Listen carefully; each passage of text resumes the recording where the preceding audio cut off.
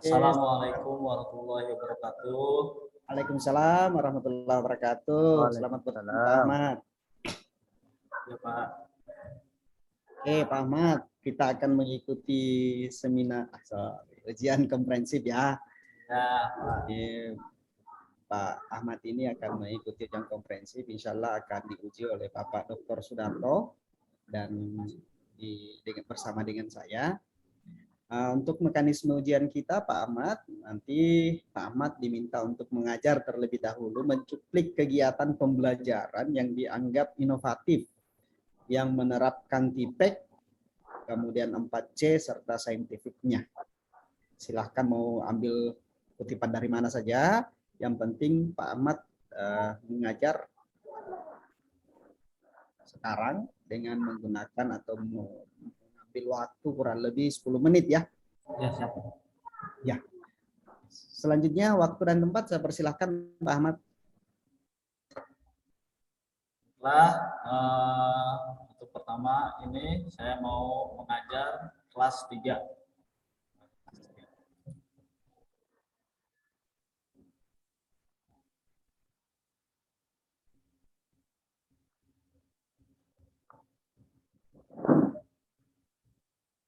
Bismillahirrahmanirrahim. Assalamualaikum warahmatullahi wabarakatuh. Waalaikumsalam. Selamat pagi anak-anakku yang ganteng-ganteng, yang cantik-cantik. Bertemu lagi dengan Bapak di pelajaran tema 3, subtema 3 pembelajaran yang ketiga. Baiklah, sebelum kita memulai pelajaran, Bapak meminta salah satu dari peserta didik untuk memimpin doa. Ya, silakan Bapak mau menunjuk dari ketua kelas, yaitu Bapak Muhammad, silakan. Yaitu Nama Muhammad, silakan untuk dipimpin doanya. Oke, terima kasih Nah Muhammad karena sudah memimpin doa teman-teman yang ada di sini.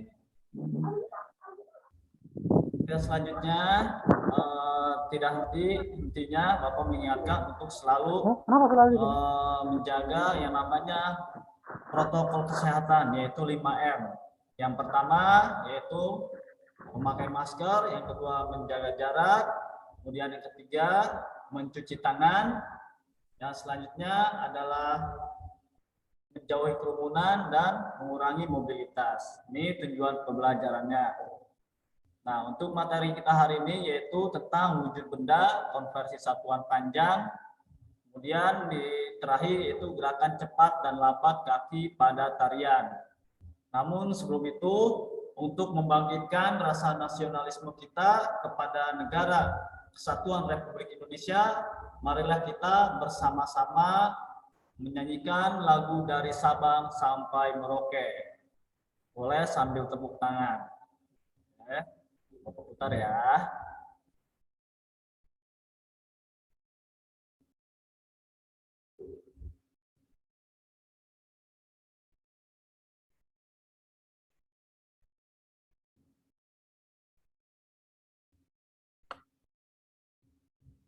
Dari Sabang sampai Merauke, berjajah pulau-pulau, sambung menyambung menjadi satu, itulah Indonesia. Indonesia tanah airku, aku berjanji padamu, menjunjung tanah airku, tanah airku Indonesia. Ya, alhamdulillah sudah selesai. Bapak apresiasi kalian ini luar biasa semangat, luar biasa hebat karena memiliki rasa cinta tanah air, rasa nasionalisme yang tinggi karena menyanyikan lagu dengan semangat hebat. Ya, untuk selanjutnya, nah kita akan belajar tentang macam-macam benda dan non-benda yang ada di sekitar kita. Nah, dari macam-macam benda tersebut ada dua ya. Jadi ada benda, ada non benda. Nah, di sini kita akan belajar yaitu 3 macam wujud benda. Yaitu yang pertama benda padat, yang kedua benda cair, yang kemudian selanjutnya yaitu benda gas ya. Nah, sekarang Bapak akan menjelaskan. Nah, pernahkah kalian mengamati bentuk masing-masing benda padat, cair, dan gas? Nah, di sekeliling kita ini banyak sekali benda-benda ya. Nah, benda-benda itu terbagi menjadi tiga. Yang pertama benda padat, yang kedua benda cair, kemudian yang ketiga benda gas. Sekarang hari ini kita akan membahasnya satu per satu ya. Nah, dimulai dari zat padat. Nah, zat padat ini adalah zat atau benda yang memiliki bentuk dan volume yang tetap, kokoh, dan mudah ditempa. Ya, ini banyak sekali macamnya di sini. Bapak akan memperlihatkan. Nah, di sebelah Bapak ada gelas ini. Ini gelas ini adalah contoh dari benda padat. Kemudian mouse ini adalah benda padat.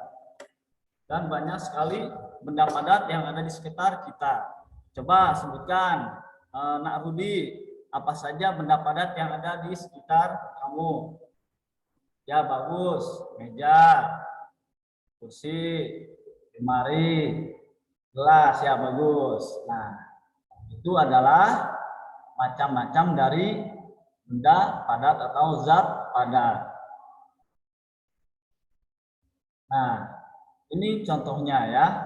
Ini ada batu, ada gelas, ada meja kursi, ada lemari, dan sebagainya. Kemudian lanjut ke zat cair. Nah, zat cair ini adalah zat atau benda yang memiliki volume tetap, tetapi bentuknya berubah-ubah sesuai dengan tempat atau wadahnya. Nih, contohnya, nah, di sini ada mangkok yang berisikan air.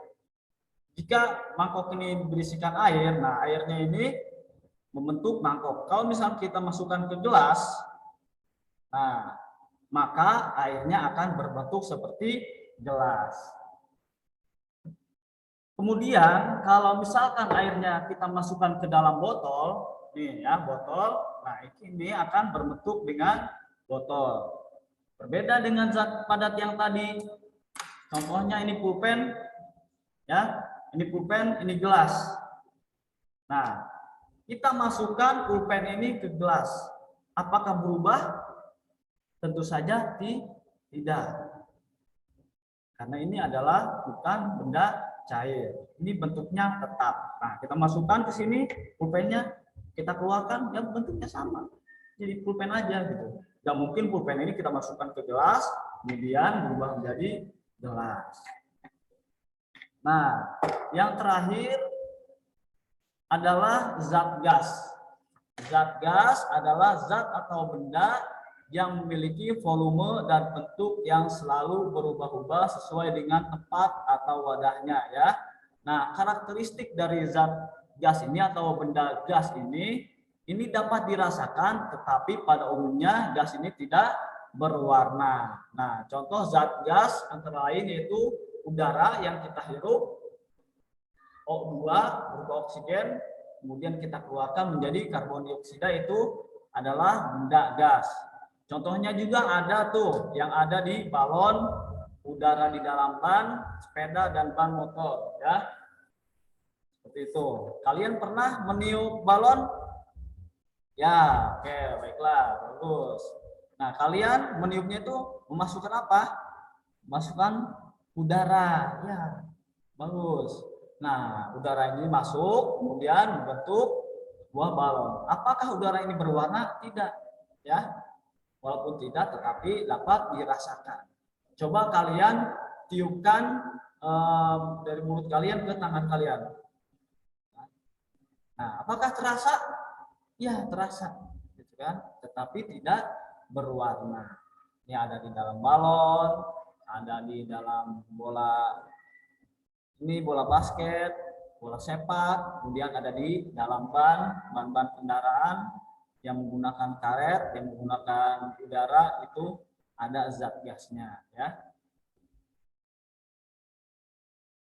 Nah, kemudian berbicara lagi tentang tadi, kita berbicara tentang benda padat. Nah, kalian tahu di sekitar kalian ada tangga tidak? Ya, kalau misalkan tangga itu masuknya benda apa? Ya, betul, benda padat. Nah, benda padat ini berbentuk tangga-tangga. Nah, kita akan menjadikan tangga ini sebagai ukuran satuan panjang, ya. Tabel satuan ukuran panjang. Nah, di sini ada kilometer, ke bawahnya hektometer, dekameter, meter, desimeter, sentimeter, dan milimeter. Nah, ketika turun satu tangga itu dikalikan 10. Kalau misalkan naik satu tangga itu dibagi 10. Nah, ini satuan panjang. Jadi satuan panjang merupakan besaran pokok yang memiliki standar satuan internasional, ya. Jadi satuan internasional memiliki makna bahwa tersebut menjadi satuan umum, ya. Nah, ini nanti kalian baca yang sudah Bapak kirim ke Google Classroom, ya. Nah, ini ada contoh soal. Berapakah jarak yang ditempuh dari rumahmu ke sekolah? Kamu dapat bertanya kepada orang tuamu. Nah, di sini Bapak mencontohkan rumah Dayu. Rumah Dayu berjarak 6 km dari sekolah. Jarak dari sekolah ke pasar yaitu 7 km. Berapa jarak yang ditempuh Dayu dari rumah ke pasar? Nah, tinggal ditambah aja. 6 km ditambah 7 km sama dengan 13 km, ya. Baiklah, supaya kalian tidak tegang, supaya ada nuansa baru, sebelum kita ke materi selanjutnya, marilah kita ice breaking dulu, yaitu dengan tepuk. Itu tepuk semangat. Yo, semuanya ikuti Bapak ya. Silakan ikuti. Ya, tangannya dikedepankan. Ya, ini namanya tepuk semangat. Ya, ke kanan, ke kiri. Oke, semuanya. Tepuk semangat. Semangat. Semangat. Nah, sudah semangat kan? Ya, sekarang biar tambah semangat lagi, kita akan beranjak ke pelajaran yang namanya SBDP. Nah, kita akan nyanyi nih. Ayo bernyanyi. Nah, di sini ada nyanyi dari ciptaan A.T. Mahmud Barisan Musik. Yo, dengarkan dulu ya, anak-anak sayang. Silakan sambil digerak-gerakkan atau dihentak-hentakan kakinya.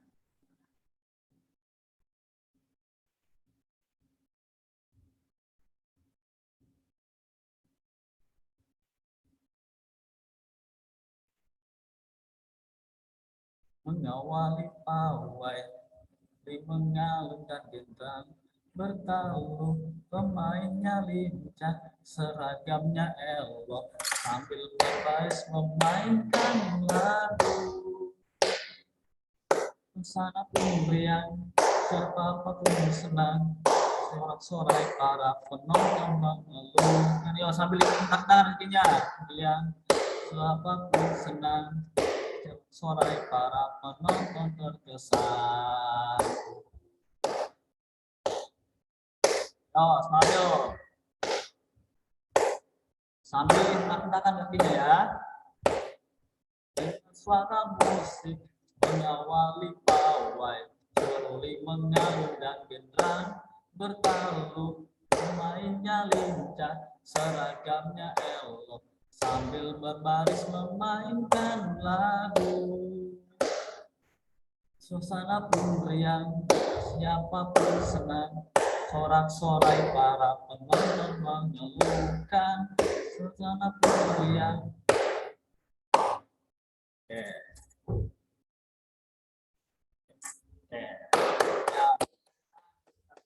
Ya. Nah, ini nyanyian ini sambil diiringi dengan gerakan kaki ya. Gerakanlah kakimu dengan dua jenis gerakan. Yang pertama, gerakan yang lemah lembut dan gerakan yang kuat. Lakukan dengan iringan lagu yang tadi kita nyanyikan, yaitu barisan musik. Lakukan gerakan yang kaki yang telah diajarkan sebelumnya ya. Nah, baiklah. Selanjutnya, sebelum kita menutup, kita ada nyanyian dari Provinsi Jawa Barat, yaitu Manuk Dadali, ya.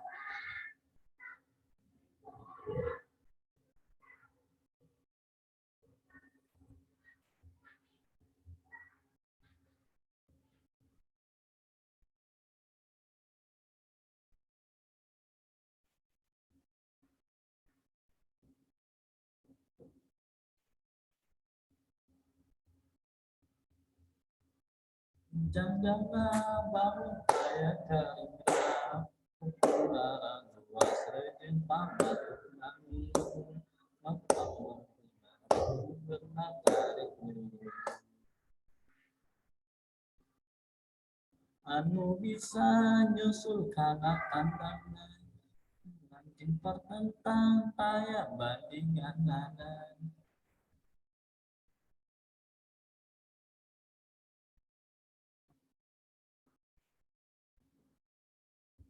Ya, free memory, ya.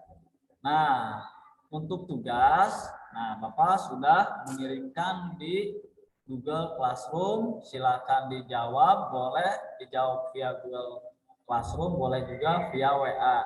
Ya, kalau misalkan Google Classroom-nya bermasalah, silakan di Wapri Bapak ya.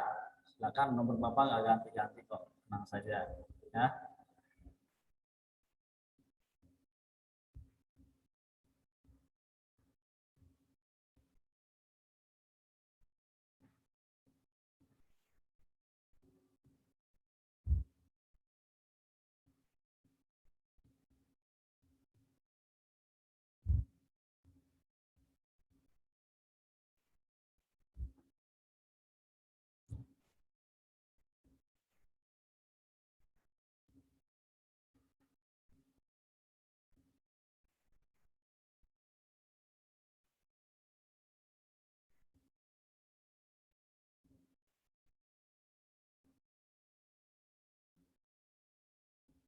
Bentar ya.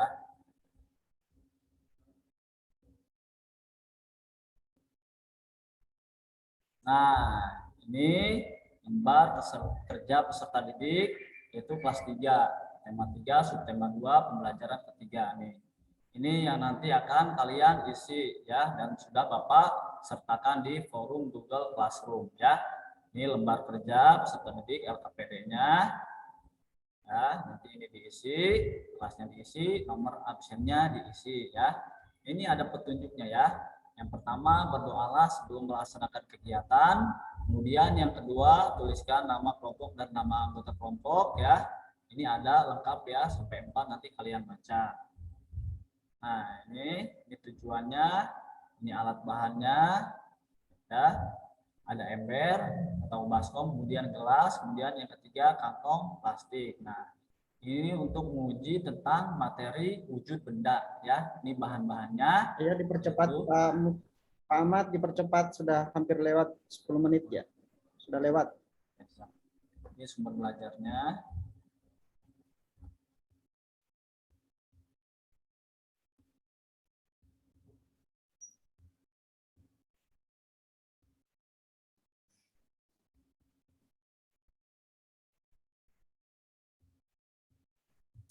Baiklah anak-anakku, mungkin itu saja yang bisa Bapak sampaikan. Nanti di rumah jangan lupa belajar, membantu orang tua, taat pada orang tua, rajin mengaji, rajin ibadah, tetap jaga protokol kesehatan. Baiklah, Bapak akhiri. Wabillahi taufik wal hidayah. Wassalamualaikum warahmatullahi wabarakatuh.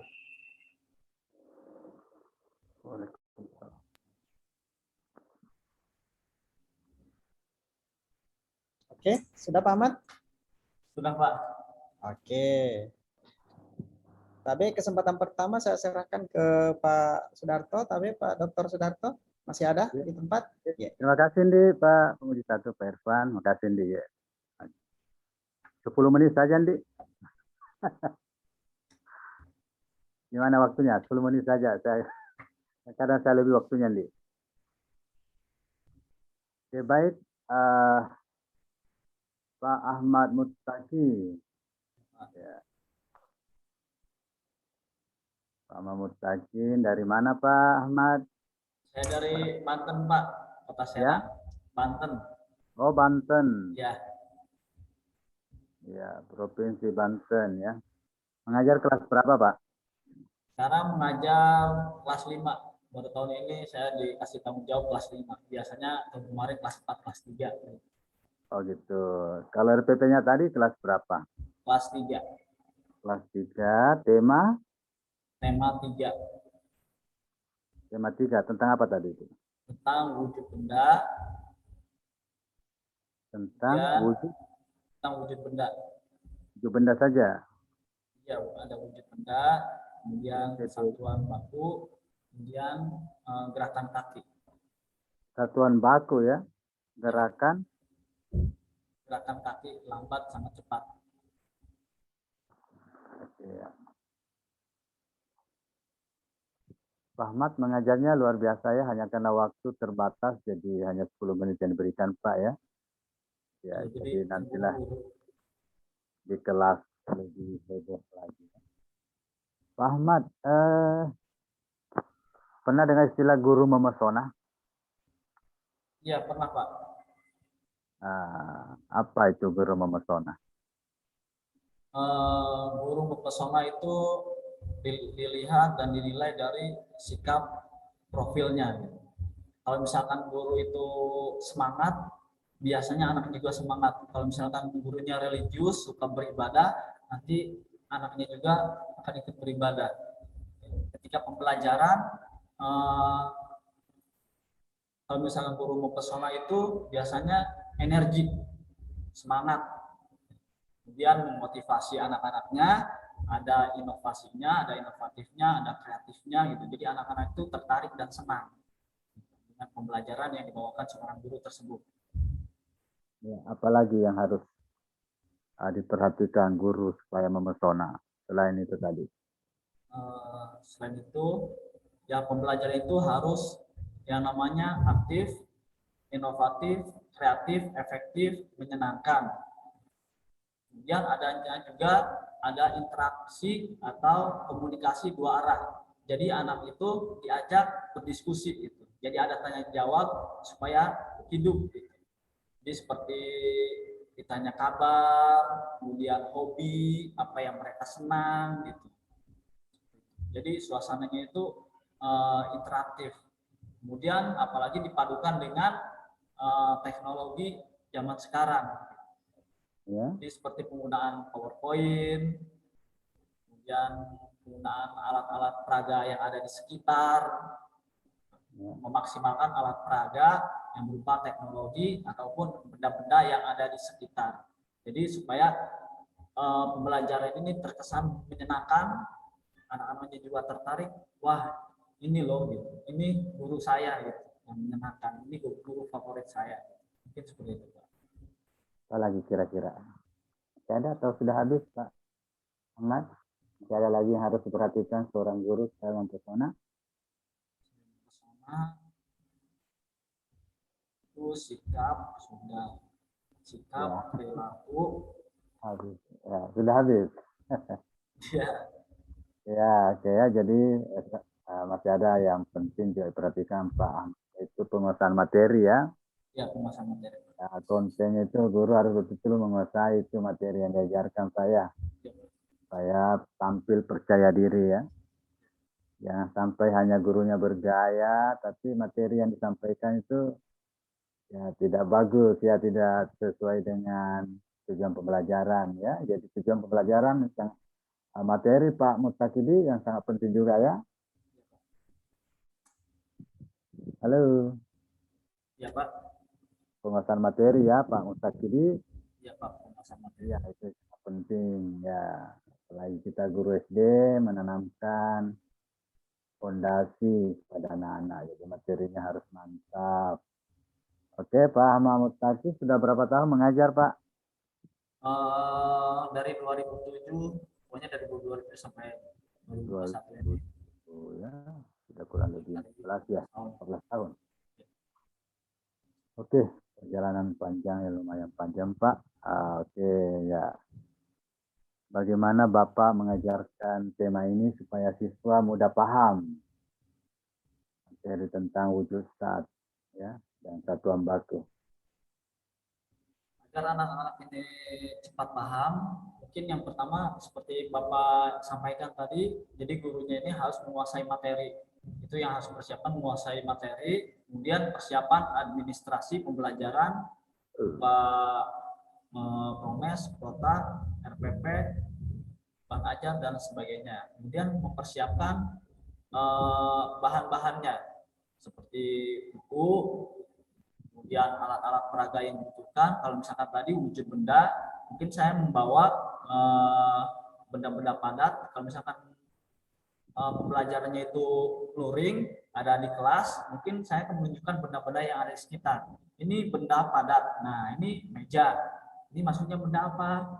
Nah, ini mempergunakan alat peraga di sekitar. Kemudian mempergunakan teknologi bisa dengan slide, PowerPoint, dan sebagainya. Kemudian adanya interaksi dengan murid, masa materi sudah, tadi ada instrumen penilaian, kemudian pemberian motivasi agar anak semangat. Ya, bagus Pak ya. Tadi ada istilah satuan baku. Ya, satuan baku apa yang diajarkan dalam materi ini? Satuan baku ini di kelas 3 itu dari kilometer, hektometer, dekameter, meter, dan desimeter, sentimeter, milimeter. Satuan baku panjang ya, khusus panjang ya? Ya, khusus panjang Pak. Oke, ada satuan yang tidak baku seperti apa? Untuk panjang. Kalau satuan yang tidak baku. Karena kalau ada baku kan siswa harus tahu yang mana tidak baku. Misalnya contohnya, satuan panjang yang tidak baku. Kalau misalkan Apa itu satuan baku Pak Ahmad? Apa yang dimaksud satuan baku dan apa yang dimaksud satuan tidak baku? Satuan baku itu yang biasanya sering dipakai Pak. Ya. Satuan tidak baku itu jarang-jarang dipakai. Kalau misalnya satuan baku dalam panjang, biasanya yang dipakai itu mungkin biasanya kilometer, sentimeter, milimeter, sama meter. Yang lainnya satuan, biasanya. Ya, Pak. Yang mana satuan tidak baku? Yang satuan tidak baku mungkin yang hektometer, dekameter, desimeter. Kan itu jarang-jarang gitu. Jarang-jarang, bahkan hampir tidak dipakai gitu Pak. Oh begitu ya. Jadi ya, satuan baku itu paham ya, satuan yang berlaku secara internasional ya. Satuan baku. Kalau satuan tidak baku itu ya tidak berlaku secara internasional ya. Itu hanya berlaku di daerah tertentu ya. Contohnya DEPA, jengkal ya, langka. Mungkin di Banten ada satuan-satuan yang dipakai mengukur sawah mungkin, atau mengukur ladang. Iya Pak, seperti yang Bapak sampaikan itu, pakai DEPA. Oh ya, DEPA ya. Itu contoh satuan tidak bagus Pak ya. Oke ya. Itu perlu juga disampaikan kepada anak-anak ya. Oke, selanjutnya benda padat ya. Yang mana biasa siswa merasa sulit memahami Pak Mahmud Taki? Benda padat, benda cair, atau benda gas? Mungkin yang sulit dipahami anak itu yang benda gas. Nah, bagaimana Bapak mengatasi masalah ini supaya siswa tidak mengalami kesulitan lagi? Jadi saya membawa alat peraga, biasanya itu kalau misalnya ada balon, saya bawa balon, kemudian saya tiup gitu kan. Tiup. Nah, kemudian balon itu kan terisi sama udara. Nah, ini bahwasanya udara itu ada gitu. Ada di dalam balon tersebut. Kemudian supaya terasa gitu udara itu bahwasanya ada, kalian bisa tiupkan ke tangan kalian. Apakah terasa? Terasa. Apakah berwarna? Tidak, mungkin seperti itu Pak. Mungkin bisa juga dengan pernapasan. Kalian menghirup yang namanya udara. Nah, kalian menghirup kan? Apakah terasa? Ya, terasa. Apakah ada warnanya? Tidak. Iya. Dengan metode seperti itu, apakah siswa sudah memahami udara, benda gas, Pak Ahmad tadi? Iya Pak, karena langsung dipraktekkan dan diperagakan, dibantu dengan benda-benda itu. Iya. Sebelumnya bagaimana metodenya sehingga siswa itu merasa sulit memahami? Metode seperti apa yang diterapkan sehingga sulit dipahami? Mungkin kalau misalkan anaknya itu kesulitan memahami karena mungkin tidak dibantu oleh alat peraga gitu. Karena tidak dibawa ke bentuk yang konkret atau real gitu. Jadi kalau misalkan cuma hanya mengandalkan ceramah atau ekspositori itu, jadi anak-anak itu yang ada hanya kebayang-bayang gitu, bayang-bayang dan kurang jelas gitu dan bayangannya. Beda dengan kalau misalkan itu dibawa alat peraganya, kemudian kita praktekkan gitu. Jadi saya bawa balon, kemudian itu saya praktekkan ataupun meniupkan. Kalau misalkan dibuat sulit kayaknya karena mungkin gurunya itu hanya metode ceramah gitu. Mungkin jadi boring ke anaknya atau bosan gitu Pak. Jadi anak-anak itu sulit karena anak-anak itu cenderung lebih paham ke benda yang konkret, benda yang nyata ada di sekitar dan bisa dirasakan gitu Pak. Iya, oke. Kira-kira benda gas itu berwarna atau tidak berwarna? Gas itu yang diajarkan ke anak itu tidak berwarna Pak. Iya, tidak berwarna ya. Iya Pak. Oke, ya. Terus apa karakteristik khusus benda gas? Karakteristik khusus benda gas Ya, dibandingkan dengan benda lain. karakteristik khusus benda gas seperti yang saya sampaikan tadi, bisa terasa tapi tidak berwarna. Kemudian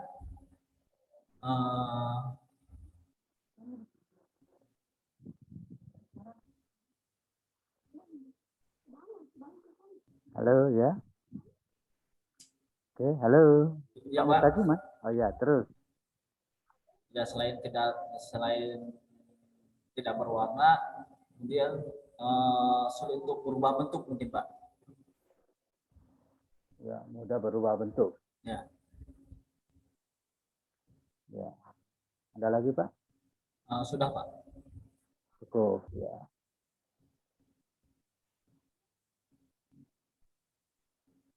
Oke.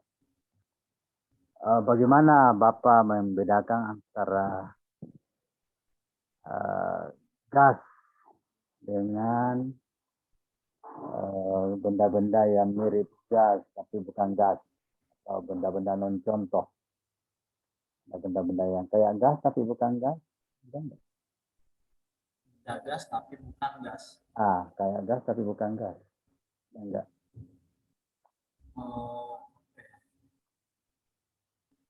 Benda gas. Mungkin dari uap air mungkin Pak ya. Ya apa ya kira-kira? Uap air itu kan menguap menjadi benda gas. Ya, hasilnya benda cair itu Pak. Ya. Terus apa lagi Pak? Kalau asap itu asap yang keluar dari asap Ya. asap kendaraan, asap pembakaran. Kalau ada pembakaran Pak ya. Ya Pak. Kayu kah bakar, sumbu kompor kan biasa asap. Asap masuk gas atau bukan gas? Asap itu masuk gas Pak. Asap ya, asap kendaraan ya, gas apa namanya itu? Asap kendaraan. emisi Ya, gas karbon dioksida ya. karbon dioksida ya. Ya, kalau gas yang di pembakaran kayu misalnya tadi sumbu kompor, Asap. ya, asap ya. Masuk apa dia? Ya Gas Pak. masuk Ya, gas atau bukan gas? maksudnya gas Pak. Gas apa? Gas hasil dari pembakaran. Ya, gas apa? Gas Gas ya, karbon apa ya, karbon monoksida kalau salah Pak. Iya, ya, oke ya. Jadi ya mungkin itu perlu dibedakan Pak ya, ke siswa mana gas, yang mana yang mirip gas ya. Ya Pak. Kalau cair Pak, yang mana? Kalau sirup itu cair atau sirup ya? Cair atau bukan benda cair? Sirup itu benda cair Pak, karena mengikuti bentuk tempatnya. Iya, kira-kira kalau misalnya itu sirup, kita tambahi gula lagi semakin banyak. Kira-kira termasuk apa dia? Masih termasuk benda cair Pak. Soalnya kalau misalnya diaduk itu gulanya hilang. Iya ya. Nah, kalau ditambahi gula misalnya, tambah gula sampai banyak gulanya gitu, sampai membeku gitu ya. Ya. Sampai membeku, saking banyaknya gula gitu. Artinya cairannya sangat sedikit, airnya sangat sedikit karena ditambahi gula ya. Ya Pak. Pelarutnya lebih banyak daripada tak terlarut daripada pelarut. Ya Pak. Nah, masih benda cair atau Kembali ke yang tadi, kalau misalkan masih mengikuti bentuknya, mungkin masih bisa disebut benda cair. Tapi kalau misalkan sudah menggumpal, tidak bisa mengikuti bentuk yang lain, gitu, mungkin itu bisa disebut benda padat. ya jadi ada namanya apa? Fase ya, fase tak Ya, padat, tak cair Pak ya. ya Pak. Jadi ada menuju padat ya, cenderung ke padat, cenderung ke cair ya. Jadi tidak jelas, tapi lebih cenderung ke padat karena zat terlarutnya lebih besar ya. Ya. Kalau air dengan sirup, yang mana lebih disebut benda cair? Air dengan sirup yang lebih, Nah, air biasa, air minum itu. yang bisa disebut ini, Kalau mau contohnya di juga, kalau mau di ranking tak cairnya itu yang mana lebih tak oh, cair? Air atau sirup? yang lebih cair itu air Pak. Ya, air ya. Oke Ya, Pak. ya. Kenapa? Karena kalau misalkan air itu ketika dituangkan ke benda, air itu langsung langsung ini langsung mengikuti bentuk tempat tersebut, wadah tersebut. Kalau misalkan sirup, kalau misalkan itu benar-benar kental gitu, itu agak sedikit melambat gitu karena kental. Ya, kalau dialirkan itu yang mana lebih cepat? Yang mana Uh, kecepatan lebih tinggi? Air Pak. Terus adonan roti, Ya Pak. termasuk benda padat atau benda cair adonan roti? Kalau adonan roti, kalau misalkan belum dipanggang, belum menjadi kue gitu, itu masih benda cair Pak. Benda cair. Ya, kalau misalkan sudah Kalau penghancur, adonan roti dibandingkan dengan karet penghapus, yang mana lebih padat kencingnya? adonan roti sama karet penghapus itu lebih lebih padat karet penghapus Pak. Kenapa? Karena kalau misalnya adonan roti masih berbentuk adonan, ketika dituangkan ke wadah, mungkin bisa mengikuti wadahnya atau cetakannya. Kalau misalkan penghapus dimasukkan ke wadah, ya tetap aja jadi penghapus Pak. Nggak bisa mengikuti wadah cetakan kuenya itu Pak. Iya, oke. Iya, baik. Waktu saya sudah habis sebenarnya. Ya. Pak Pemilih Satu masih ada yang bisa saya tanyakan Pak, tapi waktu masih bisa ditambah ini Pak Pemilih Satu. Itu nggak tahu ya Pak ya. Halo Pak. Oke ya. Mungkin Pak Pemilih Satu ada kegiatan ya Pak. Saya lanjut Pak Ahmad. Ya, silakan. Pernah mendengar istilah HOTS Pak Ahmad ya? Ya, pernah Pak. Ya, bagaimana itu HOTS? HOTS itu Higher Order Teaching Skill. Yaitu, ya, panjangnya ya. Bagaimana cara bagaimana mengajarkan materi ini ya, wujud benda, sedemikian hingga melatih siswa berpikir HOTS, berpikir tingkat tinggi.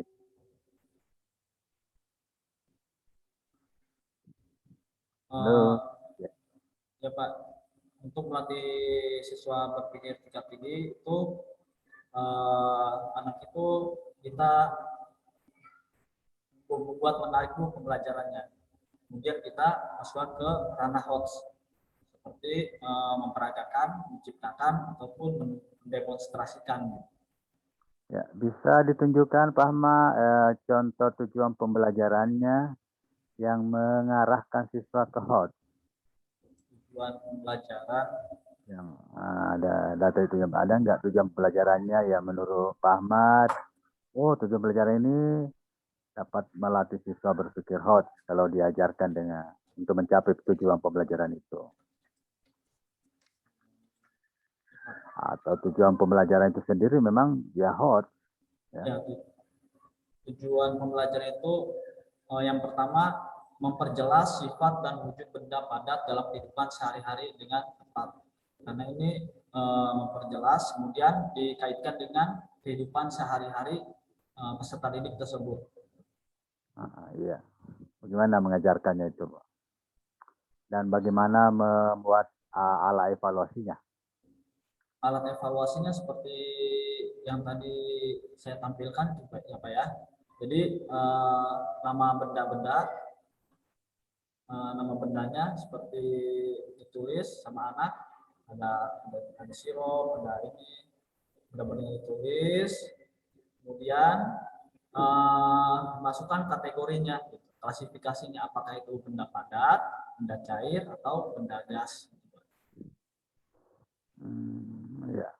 Jadi silakan temukan benda-benda yang ada di sekitar rumahmu, kemudian tulis seperti bantal, tulis bantal, kemudian diceklis ke benda yang mana gitu, apa benda padat, apa benda cair, apa benda gas. Nah ini mengaitkan dengan kehidupan sehari-hari, misalkan gayung ketika mandi ataupun kotak sabun dan sebagainya, maksudnya mana? Iya, bagus ya Pak. Jadi bisa juga seperti tadi Pak ya, diberikan adonan roti ya, ada karet, ada batu ya, ada sirup ya, mungkin ya, baru siswa disuruh mengurutkan dari benda paling padat yang paling besar, coba urutkan dari benda paling padat sampai benda yang paling kurang padat ya, atau paling bersifat padat ya. Ya, itu kalau mampu itu siswa tinggi sekali itu hostnya Pak Di. Nah, apalagi alasan. Ternyata di adonan roti itu masuk apa ya? Dia akan berpikir itu benda padat atau benda cair atau apa. Ya, Pak Ahmad. Ya Pak.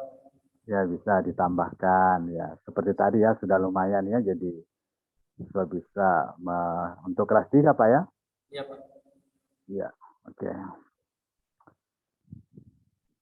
Terus bagaimana Bapak menerapkan TIPEK di dalam pembelajaran? Bagaimana mengintegrasikan ya TIPEK itu di dalam pembelajaran?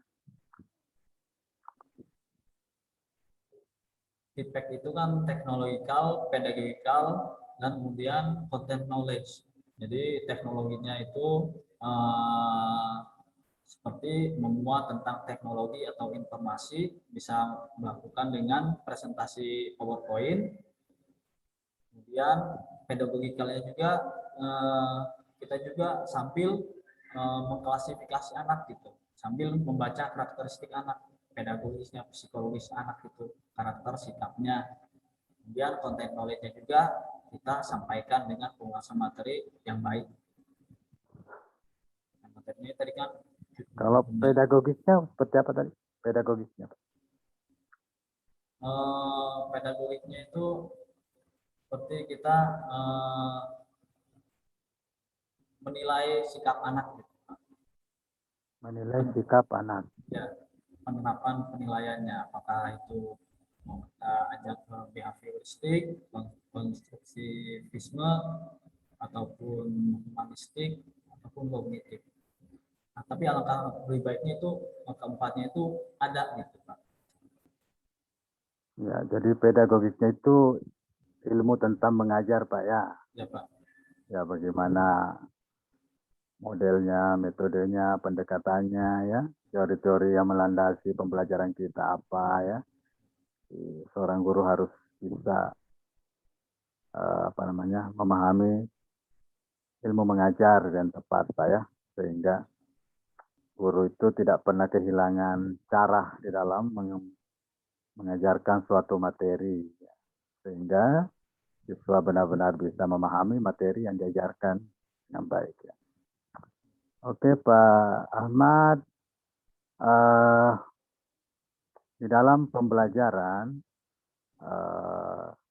kesulitan apa yang Bapak biasa temukan, yang biasa alami pada saat mengajar di kelas?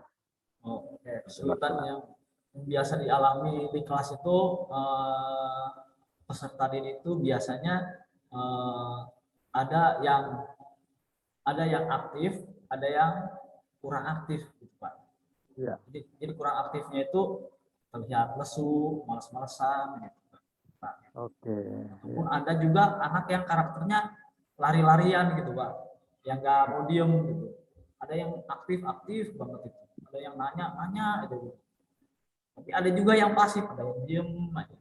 Ditanya gitu kan, bisa, padahal nggak bisa. Gitu. Itu kesulitannya Pak.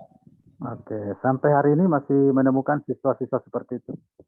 Untuk sampai saat ini sih, alhamdulillah semakin berkurang Pak. Kalau misalkan dulu-dulu, ya mungkin karena saya mungkin sering mengajar, udah lama mengajarnya gitu. Jadi saya juga ada trik-triknya gitu. Ketika anak-anak itu kurang aktif atau pasif gitu, ya kita kasih case breaking gitu, kasih motivasi gitu, kasih dengan teknologi presentasi PowerPoint dengan cerita-cerita, ataupun kita berkeliling lingkungan sekolah gitu Pak. Kalau misalkan nggak sulit aja, mungkin saya akan adanya kolaborasi dengan wali murid. Kita komunikasikan apakah di rumah ada problem, ada trouble gitu. Mungkin di sekolahnya pembelajarannya baik-baik aja, tapi di rumahnya ada trouble. Terkadang anak itu masalah di rumah itu mungkin karena sering dimarahin ya Pak ya, ataupun terlalu keras orang tuanya, ataupun karena ada juga anak itu broken home gitu kan, ada yang ditinggal sendiri, dititipin ke nenek kakeknya gitu, jadi kurang kasih sayang gitu. Akhirnya di sekolah itu ya gitu, ada yang lari-lari karena mencari perhatian gitu, ada yang murung aja mungkin karena kurang kasih sayang gitu. Nah ini saya tuh perlu adanya komunikasi, interaksi dengan orang-orang yang ada di rumah gitu ya. Selain kita menerapkan tadi pembelajaran inovatif, menyenangkan, komunikasi langkah pelajaran selanjutnya itu udah kita terapkan semaksimal mungkin, anaknya gini-gini aja gitu. Ada apa yang salah? Nah, kita cek rumahnya gitu. Melalui home visit. Gitu. Oke ya, bagus Pak Ahmad ya. Tapi Pak Pemuji 1, Pak Muhammad Irfan. Ya, makasih. Oh ya, sekian dari saya dulu Pak Irfan. Oke, mantap. Oke. Pak Ahmad. Ya Pak.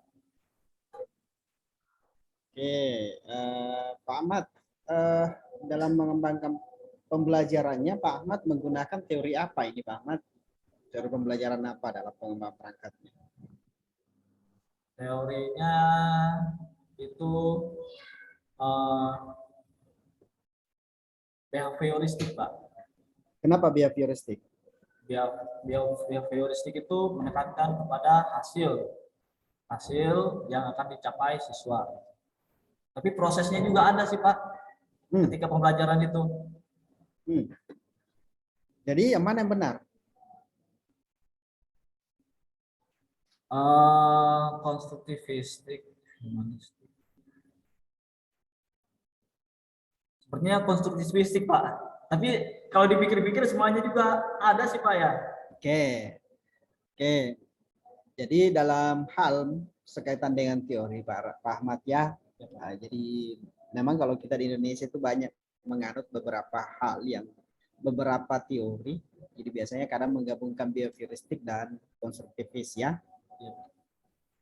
Contohnya yang behavioristik itu apa misalnya kalau kita mau mencari seperti apa contoh behavioristik itu?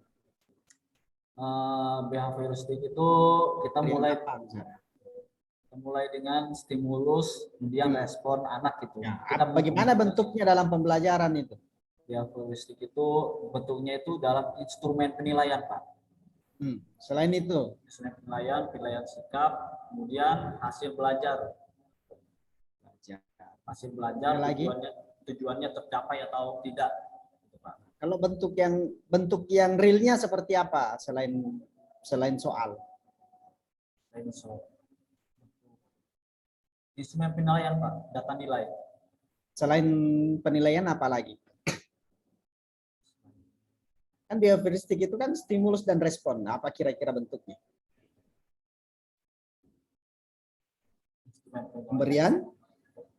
Pemberian apresiasi, Pak. Nah, salah satunya itu pemberian apa lagi? Pemberian apresiasi, pemberian motivasi. Nah, itu salah satunya itu. Jadi ketika kita memperlihatkan video pembelajaran itu kan stimulus sebenarnya. Yang diharapkan respon dari siswa apa? Respon dari siswa itu menjawab, Pak. Jadi ada stimulus dan respon yang baik. Ada bertambahnya pengetahuan ya. Seperti itu kan? Bertambahnya pengetahuan berdasarkan apa yang dia nonton, apa yang dilihat dan seterusnya. Jadi pemberian media, pemberian menampilkan media, memberikan LKPD, memberikan soal, itu semua adalah bentuk penerapan behavioristik dalam pembelajaran. Dalam konsep konstruktivis, Pak Ahmad bisa kasih contohnya? Kira-kira dalam pembelajaran itu bagaimana bentuknya? Itu dalam pembelajaran ini seperti wujud benda itu prosesnya, Pak. Jadi prosesnya itu ialah anak itu kalau misalkan di rumah ini mencari benda-benda, Pak. Ya. Benda-benda yang ada di sekitar rumah, tolong nanti kalian buat list, daftar, tulis yang benda-benda yang ada di rumah, gitu kan, yang ada di sekitarmu. Misalkan di meja, sirup, gitu kan, bantal dan sebagainya. Nah, kemudian kalian checklist tuh mana yang benda padat, mana yang benda cair, atau mana yang benda gas. Kalau misalkan ada ban sepeda ataupun balon ataupun bola sepak gitu kan, ya. Jadi ada proses itu, Pak, ya. Oke. Ya, seperti itu ya bentuknya ya. Jadi harus dipahami bahwa kadang kalau kita di Indonesia itu kepaduan antara behavioristik dan konstruktivis. Oke, yang saya ingin tanyakan lagi, Pak Ahmad, kan di dalam pembelajarannya Pak Ahmad sudah yakin menerapkan keterampilan abad 21? Iya, Pak. Sudah. Oke. Bagaimana bentuk creative thinking yang dilakukan Pak Ahmad dalam pembelajaran ini? Creative thinking yaitu berpikir kreatif. Berpikir kreatif itu anak itu bisa mengklasifikasi, Pak, kreatif.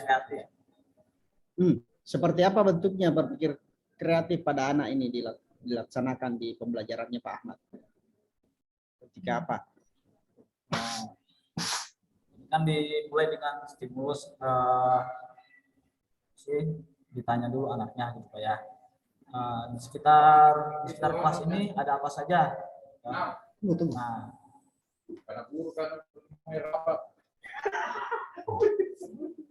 Kemudian diklasifikasikan gitu Pak. Hah? Diklasifikasikan itu Pak, supaya anak-anak itu lebih kreatif gitu. Anak-anak itu kan mencari gitu, mencari Kreatif. Ya. Kreatif itu sudah kreatif itu Pak Ahmad. Sudah mendorong siswa untuk berpikir kreatif. Mungkin, Ya Pak Ahmad. mungkin sudah Pak. Oh, sudah. Oke. Oke. Pokoknya saya hanya rekam jawabannya ya. Oh iya Pak. Oke. Untuk 5M-nya Pak Ahmad. 5M. Kan ada di antara 5M itu adalah menanya. Pertanyaannya, siapa yang menanya? Yang menanya itu saya Pak, guru. Guru ya. Ya. 5M itu guru ya yang harus menanya. Anak juga bisa bertanya Pak. Siapa yang belum mengerti gitu kan, apa yang mau ditanyakan, silakan. Oke. Jadi ada komunikasi dan interaktif gitu Pak. Oke, dalam pendekatan saintifik itu ada berapa? 5M itu. Coba sebutkan 5M itu.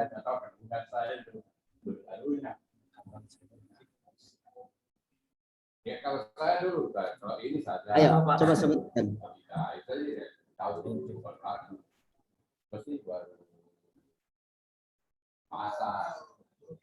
Sebutkan coba 5M itu, coba. Mengkomunikasikan. Kemudian kolaborasi. Iya. Nanti saya bentar malam itu. Jam bulan sebentar, kalau tidak masuk ini sudah tanya. Oke, silakan Pak Mas. Ya, mengkolaborasikan, mengkomunikasikan, kemudian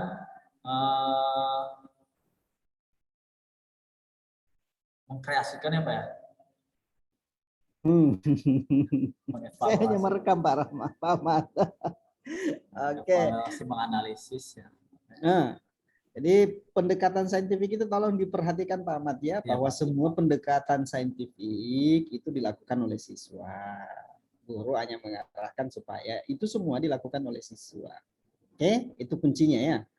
Jadi 5M itu, TIPEK 5M, kemudian 4C, semua siswa yang harus memunculkan dalam kegiatan pembelajarannya. Guru, apa kerjanya guru? Guru hanya memfasilitasi munculnya itu semua.